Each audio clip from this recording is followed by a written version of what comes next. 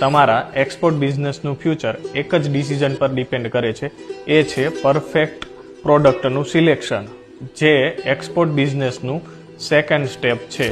જો તમારું પ્રોડક્ટ માર્કેટની ડિમાન્ડને મેચ નહીં કરી શકે તો તમે ગમે તેટલા એફોર્ટ લગાવશો તેમ છતાં રિઝલ્ટ કંઈ પણ નહીં મળે. તમારા માટે માર્કેટની ડિમાન્ડ રિસર્ચ એ તમારા બિઝનેસની સક્સેસ રેસીપી છે, જેમાં પહેલા માર્કેટ ડિમાન્ડ સર્ચ કરવા માટે ગૂગલ ટ્રેન્ડ્સ, એક્સપોર્ટ ડેટા તેમજ B2B પ્લેટફોર્મનો યુઝ કરો. તમારી પ્રોડક્ટના ગ્રોથ અને ડાઉનફોલ લાસ્ટ 5 to 7 યર્સના એનાલિસિસ કરો. ઓર્ડરની ફ્રીક્વન્સી ચેક કરો તેમજ સિઝનલ પેટર્ન ડિસાઇડ કરો. આ ઉપરાંત તમે જે પ્રોડક્ટ ડિસાઇડ કરી છે તેની માટે ટોપ ઇમ્પોર્ટર કન્ટ્રી અથવા તો રિજિયન કયું છે તેના વિશે બી થોડી માહિતી મેળવી લો.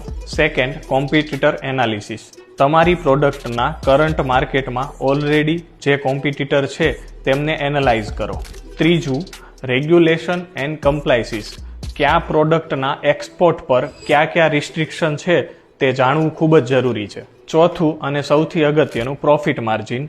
શિપિંગ કોસ્ટ અને કોમ્પિટિશનની સામે તમારી પ્રોડક્ટનું પ્રોફિટેબિલિટી ઇન્શ્યોર કરવી. પ્રોડક્ટ સિલેક્શનમાં યુઝ થતા ટૂલ્સની જાણકારી માટે કમેન્ટ કરો ટૂલ્સ, અમે તમને મોકલી આપશું ટૂલ લિસ્ટ.